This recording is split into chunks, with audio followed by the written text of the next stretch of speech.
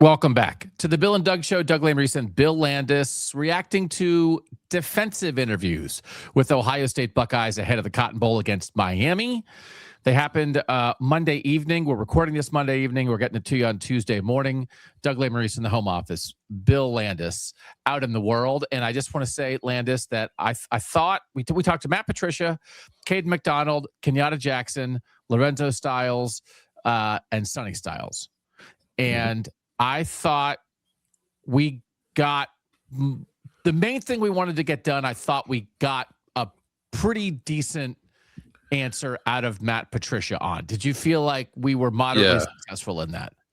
I did. Was a little worried we weren't going to be, but Yes. then you and I kind of cleaned it up in the end, which was nice. But yeah, I thought it was interesting. It's always interesting to me, and I don't know if it is to you, when you present like a theory to a coach and then in his answer he gets this like diabolical smile across his face. So that's kind of what we got from Matt Patricia. So a couple things I want to say. Well, the thing that you and I have been talking about on this show, and by the way, thanks for being here. If you like it, give us a thumbs up on YouTube. Make sure you're subscribed so you get everything during this Christmas week and leading into the Cotton Bowl. Tell a friend about the Bill and Doug Show. Drop a review if you're listening on a podcast feed. But mostly, just thank you so much for being here. I'm a feelings guy, Bill. You understand this, right? I like to talk about football feelings. But even I, at times, reach my feelings breaking point. And we got to talk to Matt Patricia for the first time since when? This Ohio State defensive coordinator has been doing a great job. We haven't talked to in 2 months, maybe? It was the bye week before the Washington game was the last time he did a press conference. Okay. We got a lot of feelings. We got multiple hug questions, which is fine, which are interesting. Yeah.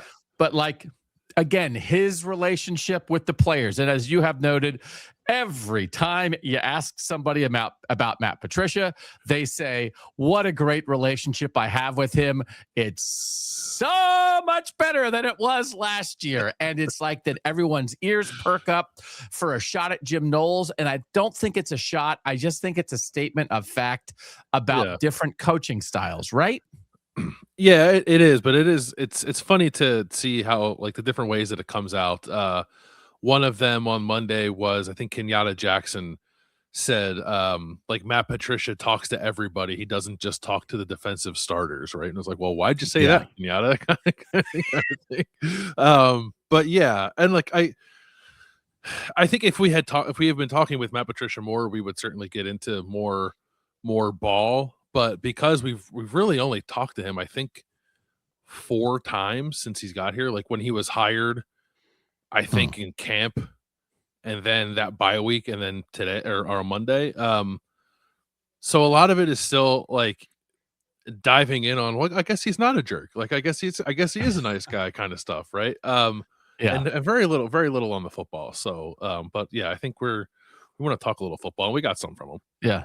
Yeah. So even that's how you know it was a lot of feelings. If even Doug, Mr. Feelings, Lesmerises, is a little bit like, all right, can we just start talking about whether you should blitz more or not? He did tell a funny story about hugging Kayden McDonald before a game and giving him a big bear hug, and Kayden McDonald having a bunch of eye black on, and Matt Patricia going in the locker room before the game and being like, is my beard growing up on my face? Like, why is my beard look weird? And it's the Kayden McDonald's eye black had rubbed up off on Matt Patricia, which is just lovely. It's going to appear in that anecdote is going to appear in so many Ohio State stories you're going to read about Kayden McDonald and Matt Patricia in the next 2 weeks. Holy moly. Yeah. And a single tear rolled down his cheek past the eye. No, but it's nice. It's nice. It's lovely. We want to know why Arvell Reese isn't getting after the quarterback more. Yes. That's all we wanted to know. And so just so people understand this, it was a live news conference. We're in the team room like we always are with Ohio State. That's where we talk to Ryan Day. It's not usually where we talk to players. Usually, as it has gone, we talk to players after practice on Wednesdays. They're out at tables, out on the indoor practice field. They're not standing at a podium. But because this was also on Zoom, because it's mandated by the playoff and the Cotton Bowl, so that people who are out of town also have access to the news conference. It's at a podium with a camera on them. And then you start off in the room with questions, and then they go to the Zoom questions. So we started off with Matt Patricia in the room, and I didn't get called on for the first go round. And man, there was a lot of hugs, a lot of feelings. And then and I was like, okay, I even put in the Substack chat. If you want to follow us on Substack, Bill and Doug OSU.substack.com. I was like, we want to talk ball with Matty P, and it feels like we're not going to get to everything we want to. And then this voice from the heavens came down. And this is what it felt like. Imagine if you had a football question that you really wanted the answer to, and then God asked your question. That's what it felt like when they called on the Zoom Bill Landis, and Bill Landis asked Matt Patricia about using Arvell Reese as a pass rusher. Thank you on behalf of a grateful nation, Bill Landis, for asking Matt Patricia that question. I figured it was going to get to you and it would get asked, but just, on the off chance that you were eating like a handful of popcorn or something while you were in there, I just wanted to make sure that that I got in, and I figured you would probably ask a follow up on it, which you did. I asked him I asked him like a two-parter, but he kind of only answered the second one, which was fine because it was the more interesting part of it. Like, what's the balance between when you send him as a rusher, when you use him as a spy, but then also are you seeing any impact sort of just based off like Arvell's reputation as a guy that gets after quarterbacks, that you don't have to send him and defenses react to him anyway? And that's when his face started to light up, and it was like, and I could actually see that being like annoying at times, right? If you're trying to unleash this guy and teams are kind of scheming against him. But Matt Patricia kind of made it sound like only a plus, but it's like, this is great. We have this chess piece out there who everyone's afraid of, who everyone kind of uses to dictate what they want to do offensively.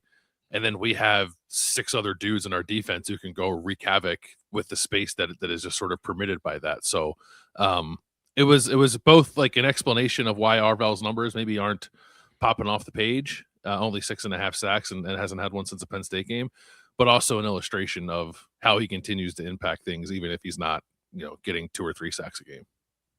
And it is, I think it's a pretty stark statistical difference, and also just what our eyes are telling us in terms of how Arvell Reese is being used. 6.5 sacks in the first 8 games of the year, none in the last 5. By PFF, 22 pressures in the first 8 games, 3 pressures in the last 5. Just not being used as much to get after the passer. And I don't think it is a gigantic drop in effectiveness. It is primarily a drop in usage. But he really got a smile on his face when describing, per your question, our offense's sliding protections toward Arvell Reese. Yes, they are. Right. And like that you are getting the benefit of Arvell Reese without actually having to use him as a pass rusher, which then allows you to drop him in coverage, to use him as a spy against a quarterback who can move a little bit. And also, I think, this is one of those where we had said going into this, man, it feels like if we could just talk to Matt Patricia, like get Philly Billy, French Vanilli, and Matt Patricia, Matty P in a room for half an hour, and we would just zero in on this kind of thing. Kayden Curry's had a great year. I don't know how often Kayden Curry's getting double teamed, because I think a lot of times they are still, what they are the most afraid of might be Arvell Reese. And I think, for instance, even that, all credit in the world to All-American, first-team All-American Kayden Curry. But I think some chunk of his success is just like some chunk of Carnell Tate's success is when you have somebody like Arvell Reese or Jeremiah Smith, who is a magnet for the opposition's game plan, and it allows everybody else to cook. It does. Yeah. Do you want me to read the quote the exact quote that Patricia gave? It's a little lengthy. But I'll read it. It's bear with me. Are you reading this off the transcript portal provided by the Cotton Bowl? No, because it's not uploaded yet. I'm reading it off of somebody tweeting the entire quote. Good job by them. Which sometimes annoys me, but also great job because it's useful in this scenario. Here's a quote from Matt Patricia. A lot of the stuff we attacked early in the season, I think teams have kind of seen enough film on it. So a lot of times they'll slide to his spot where he is, or they'll try to make sure they have him accounted for in different ways. But that's great. That gives opportunities for other players on the field. I think his impact has been great. His role, his flexibility, the way that we've been able to utilize him is super special. He's really showcased what he can do and how he can impact the game, which has been awesome to see. But we are seeing some of those game plan things that offenses do to handle him. When you have an impact player like that, offenses have to adjust. They have to do something.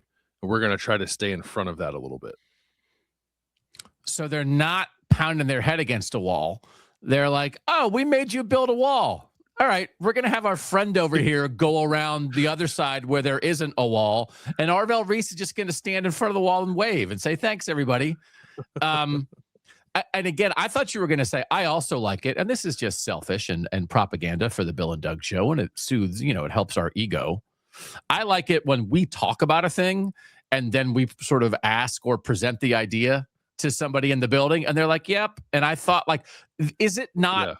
As we've talked over the last month, like, why is Arvell Reese not putting up quarterback sacks and pressures in November? This is kind of what we thought, right? And Matt Patricia confirmed it. Yeah, I think it does make me want to go back and look at a little more of exactly how teams are accounting for him. There's definitely, like, I went back and watched every snap of the Indiana game and specifically watched every Arvell Reese snap. And you can see it, like, if they weren't sliding to him, they were going away from him, those kind of things. And then the opportunities that he had to actually rush, he chased down Fernando Mendoza, and Mendoza just kind of threw the ball away. Like, he threw the ball into the stands, which, it's not a sack, but it kind of might as well be. So it's not like he's out there not doing anything. It's just that maybe plays that were going down as sacks in September and October aren't now. And I think part of that's quarterback mobility, right? And Mendoza is a mobile quarterback. But it was interesting to me that Patricia said, like, we want to get out in front of that a little bit.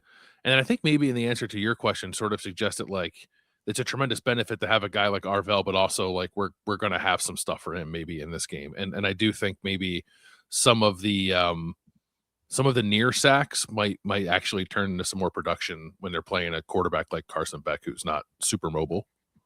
Yeah, so like my strategy, you ask a legit ball question and I try to dumb guy follow up. Just like, but don't you still, I mean, I know you're doing all this stuff, Matt, but don't you still sometimes just want to, like, tell Arvell Reese to go sick the quarterback because he's so good at it?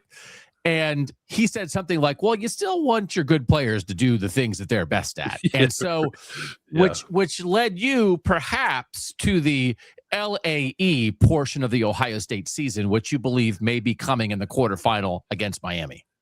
Yes, that is the let Arvell eat portion of our proceedings. And I think it actually makes a ton of sense to, you're not reining him in necessarily, but you do need him to kind of be a little bit more, I don't know what the right word for it is, like, sort of like on the prowl against some of these more mobile quarterbacks than it is like chasing them down directly. Because if you miss him or whatever, then that's like a broken play, and that's how you get yourself out of whack. And a lot of these games when Arvell has been incredibly impressive spying quarterbacks, obviously it has been against guys who can run a little bit, and that's just not what Ohio State's facing in this Cotton Bowl against Miami. Like, if you look at Carson Beck's numbers at Georgia a couple of years ago, he scrambled okay, but he's really not been a scrambler at all this year for Miami, and wasn't running away from the Texas A&M pressure in their first round game over the weekend. So I do think for the first time in a while, there could be an opportunity for a guy like Arvell to kind of tee off on a quarterback. When you look at PFF has a stat it calls PRP, a formula that combines sacks, hits, and hurries relative to how many times they rush the passer. So PRP, Arvell Reese is fourth in the Power 4 conferences, the Power 68 teams. He's fourth in the nation. And I think the thing that the main thing that we have been, like, talking about when it comes to this kind of thing, it's not that defenses have figured out how to block Arvell Reese. Like, when you look at the stats, when you look at the raw stats, what happened to his sacks, what happened to his pressures, it's not that they figured out how to block him. It's that they're using him differently and using him more as a decoy, using him more as a spy, right? But to the LAE part of this, Carson Beck not as mobile as somebody like Bryce Underwood at Michigan, as somebody like Fernando Mendoza at Indiana, as someone like Damon Williams Jr., where Arvell Reese, that was early in the season, but what his best work in that game a lot of the times was as a spy, tracking Damon Williams Jr. down. So if you don't have to worry about the quarterback escaping and that you don't maybe need to have Arvell Reese and Sonny Styles waiting as a spy on third down, you can let it rip a little bit more. But also, Kenyatta Jackson mentioned this, and we understand the size and the talent of some of the Miami offensive linemen. He said, Kenyatta Jackson said their offensive line can move and they're big. And I do think Kenyatta Jackson and Kayden Curry have been doing some pretty good work against a lot of tackles, right? And Kayden McDonald's been doing some good work inside. Is there some portion of this, Bill, where, I don't know, like they haven't needed Arvell Reese as a pass rusher because Kayden Curry and Kayden McDonald and Kenyatta Jackson could handle that. But maybe if Miami has a pretty good offensive line, especially at tackle, do you need Arvell moving around? You're not sure where he's going to be. Maybe he starts outside and loops inside, and all of a sudden, maybe you don't have Kenyatta Jackson and Kayden Curry and Kayden McDonald winning quite as many one-on-one matchups. So now you need to unleash Arvell Reese, which adds to the LAE aspect of this matchup. Yeah, I think that could be the case. It's funny. We've had a lot of conversations about Ohio State's opponents and how much they tend to move their defensive lines and like twist and stunt and do all that stuff. I don't know that Ohio State itself on defense really does a ton of that. Now, last year in the postseason, and really kind of the back half of the year, they did start kind of unleashing more of that, and lo and behold, became a more productive pass rushing unit. So maybe that's something that Matt Patricia has been holding on to a little bit, because frankly, they've just really not had to do it. They've been so much better than a lot of the offensive lines they face that they can kind of just line up man on man and beat guys. And I'm not saying that won't happen against Miami. I'm just saying that's probably the most difficult task that Ohio State has had thus far. This is a very good offensive line, but if you can incorporate Arvell into that more, whether that's like as an interior rusher, let him like think about what he was doing against guards, in that Texas game way back in week 1, right? Can you do some of that stuff against Miami, or be a guy who maybe rushes a tackle, but then you free up a looper for Kenyatta Jackson or Kayden Curry, something like that. Like this is, I think because of the nature of Carson Beck as a quarterback, this is an opportunity for Matt Patricia to get pretty creative up front if he wanted to. Ohio State is allowing 8.2 points per game. I think the last defense to allow less than 10 points per game, I think it was Alabama, wasn't it? Alabama in 2011. Is that right? 2011. Yeah. So it's one of those, I mean, that's like the kind of conversations we're having about this. It's like, Matt Patricia, we're so excited to finally talk to you for the first time in 2 months to ask you, why don't you do this thing differently? Why are you doing it this way? But it's like, well, I don't know, because the way that we're doing it, it makes us the most effective college football defense in 14 years. And it's like, well, there's that. Yeah, but if the words that we have used to describe this Ohio State defense this entire year are like patient, mature, selfless, sound, right? Those kind of things. And that's made them the most difficult defense to score on in a decade plus in college football. But now, if it is time, they certainly have the ability to let it rip if they think letting it rip is a requirement for victory, which maybe it will be against better offenses in the postseason. Yeah, I think it's not dissimilar from the offense, right? There have been times this year where the offense is, I don't know, just like kind of going through the paces a little bit and playing slow and not being super aggressive because they'll just drive it and score their 34 points and get out of there with a comfortable win, and they're not chasing 50 burgers. And I think the defense has done a lot of that too. Like there were definitely points in the back end of the season, like post Penn State, pre Michigan, where they were not doing a whole lot defensively, both in the front end and in the back end. And I think in the midst of that, trying to steal some rest here or there for guys. Now, I think that changed a little bit when they played Michigan. Certainly, that changed when they played Indiana, and the defense was still very good in both of those games. But I think you can just like continue to build upon that. Now they do. Ohio State has not played a lot of like quote unquote like big games or matchup games or whatever this year, but when they have played differently on defense, more kind of complex, right? So I do think we're kind of staring that down again in this game, but some of the complexities that we saw, even like against Indiana, did not really include letting Arvell Reese get after it that much as a pass rusher. He was doing a lot of other things really well, but maybe like you can kind of layer that into everything else you're doing to enhance the complexity of your defense. And I don't know. I don't know that I'd want to face that necessarily. It's an they can keep doing what they've been doing, honestly, and maybe be fine. It's not like there's a bunch of offensive juggernauts in this playoff. They are one of them, but there's maybe like 3 or 4, and I don't know that Miami's one of them. So I guess they could get by without doing some of the stuff we're talking about, but it really does kind of feel like they were throttling down some stuff in the back end of the season to bring it back to the forefront, I think, when they got the games like this. One of the things that led us into this conversation was we did not talk to Arvell Reese on Monday, but we did talk to Sonny Styles, and I asked Sonny Styles about like these third down situations where you and Arvell are up on the line and sometimes somebody rushes, somebody drops, somebody spies, like the offense never knows what you're going to do. And Sonny Styles got a smile on his face and started talking about third down is the fun down. And that is when you get to do these things to try to keep an offense off balance. Just as a point of reference, Ohio State's defense allows third down conversions at a 29.01% conversion rate. That currently, according to CFB stats, is 6th in the country.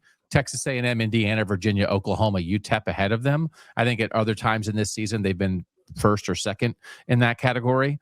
So then I asked that as that was the last question to Sonny, and he's sort of talking about what he and Arvell can do in those situations. And then Stefan Kreisnick from Cleveland.com, Matt Patricia was up next, and he immediately followed up and said, I think you might have heard what Sonny was saying about third down being the fun down and that kind of thing.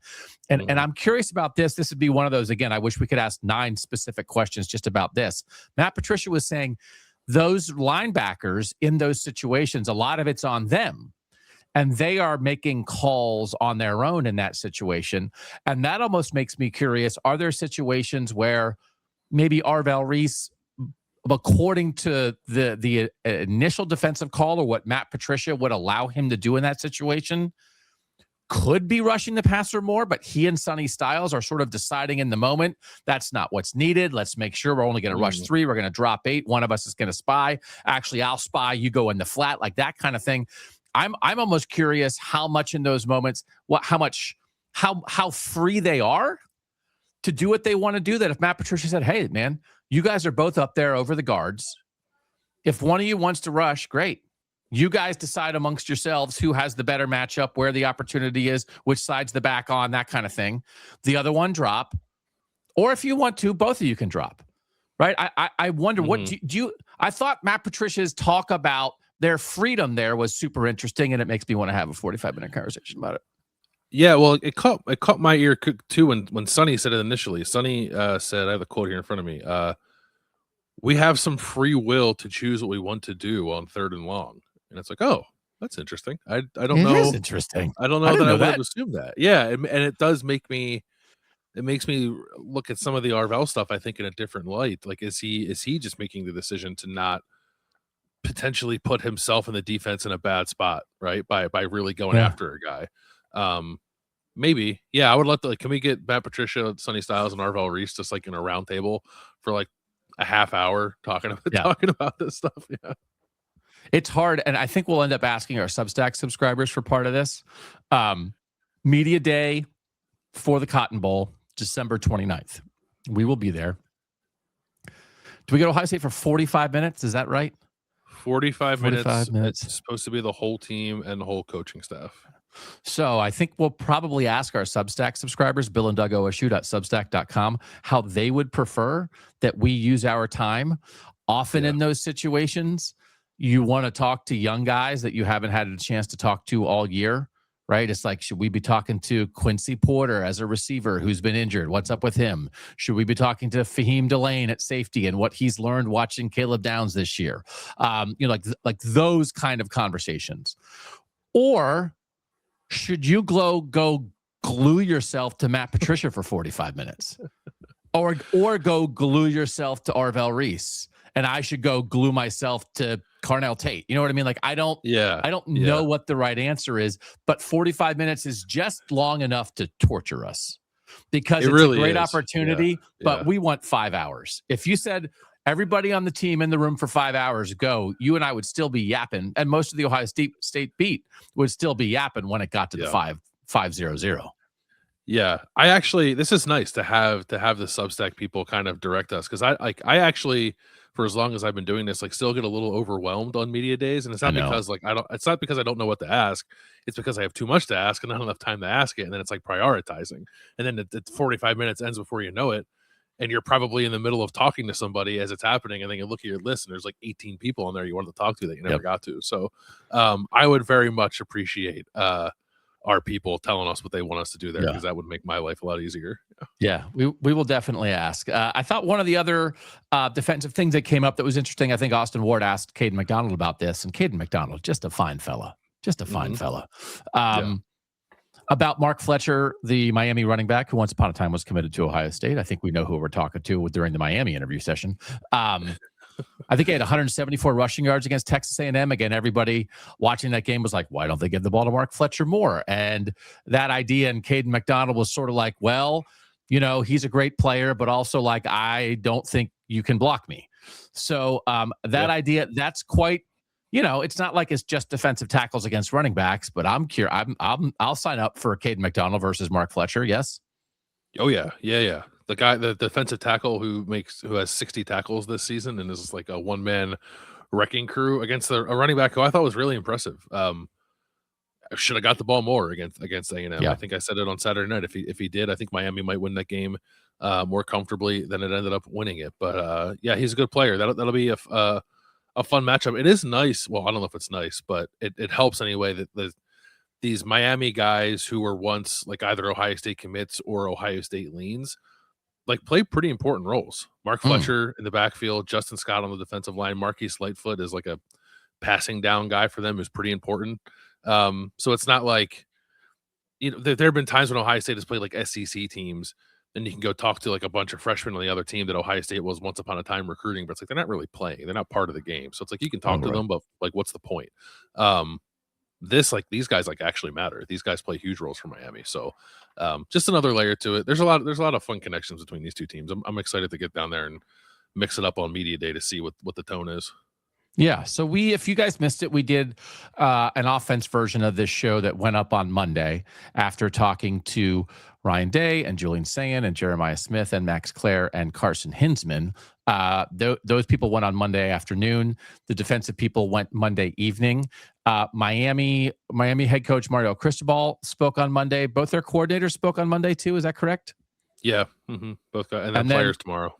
All Miami players will speak on Tuesday. So we'll bring you a little bit of like what Miami folks are saying here. Was there anything else that hit your ear from any of the Ohio State players or Matt Patricia that what you thought was a particular interest that we haven't yet discussed? We don't have to get too in the weeds on it because it's going to be a big part of the big game breakdown, but I enjoyed kind of hearing Lorenzo Styles Jr. talk about Malachi Toney, because I just don't think he just, like, obviously he's very excited for it. He said he's excited for the matchup in the slot. And he said he's a different skill set than a lot of the guys they play this year, which I was trying to think, like, I'm not trying to bring back bad memories, but like when I was trying to rack my brain for the guys like this that Ohio State has played, my mind like kind of went to Rondale Moore right away. So and he's a freshman. So I think that's obviously a key spot for Ohio State to focus on defensively, and they know that, of course. But Lorenzo Styles is going to be in the mix there, and he seemed like he was pretty fired up for the opportunity. Yeah. I do think someone said Carson Beck was tall, which I think is probably factually correct. The Miami quarterback. I think it is a statement of fact. Kenyatta Jackson, another Miami kid. Like interesting to see him headed back to Miami. Someone said your uncle played for Miami, and he was like, yeah, that's correct. I expect that will come up at Christmas. So I don't know that I was aware of that. That's interesting. But he said his whole family were Miami Hurricane fans. So what did you think of the conversation about him getting held so much against Indiana? Yeah. And his answer was like, well, I got to make it so they can't hold me, which is like, I have to beat them worse than I already beat them. And I guess like he said that Sonny Styles said to him, like, you're too good for them to let them hold you. that if they're going to try to hold you, the answer is don't get held.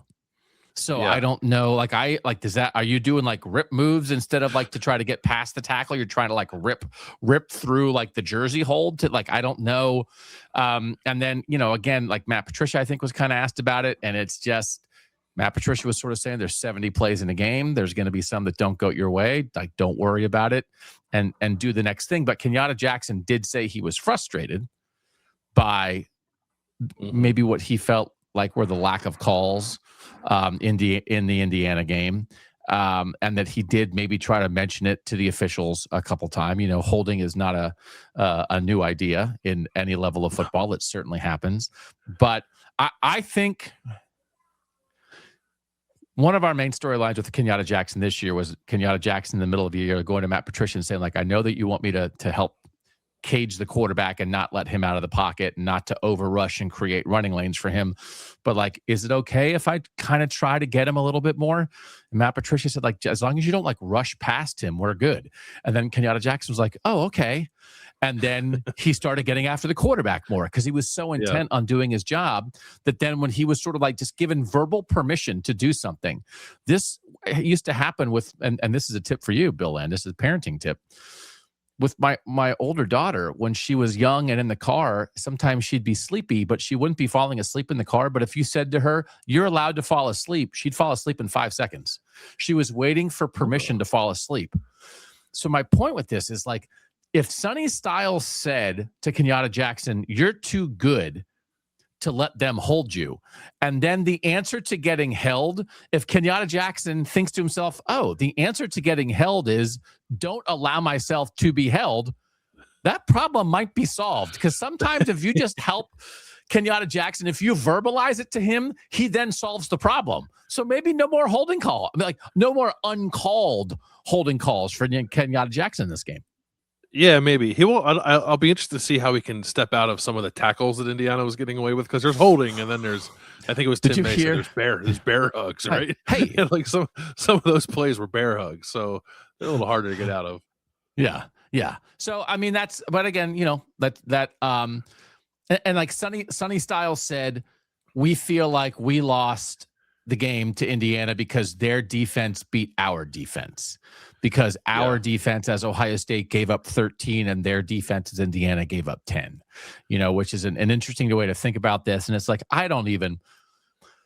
what players actually think matters. Lorenzo Styles was the one who kind of went down the path of like maybe losing was like kind of good because now we had adversity. And again, like that's just like my least favorite kind of conversation. Like actually losing is good, which is why that we do everything within our fiber of our being every moment of every day to eliminate losing. But then actually when it happens, it's good. But if the players, if they are a little, somebody in the Substack chat asked like what the vibe was from today, because we hadn't talked to them in a while. When they lost to Michigan last year, like they were insulted, they were wounded. They thought people were asking whether a coach should be fired. It was forced straight to their rival. Like that hit at their soul, right? That hit at the fabric of the program. That questioned everything about being a Buckeye. Are you guys good enough? Are you tough enough? Can you handle this? Why do you keep running into this same wall? What's wrong with you? And that's just not what this is. So I said, like, nobody was spitting fire on Monday. Like, that's just not where they are. But they are saying, Ryan Day is even the one who said it, when we talked to the offensive side of the ball, said, like, we feel like we should have won that game. They feel like they should have beaten Indiana. And they feel like it is within their control to make sure something like that doesn't happen again. So I do not think it is all that comparable to the Michigan loss, even though I guess maybe like right after the game, right, Caleb Downs might have said like it's the exact same thing. Like we lost our last game going into the playoff, but like I don't think it is. It's not the same blow to your self-worth, but it's a loss you're mad about.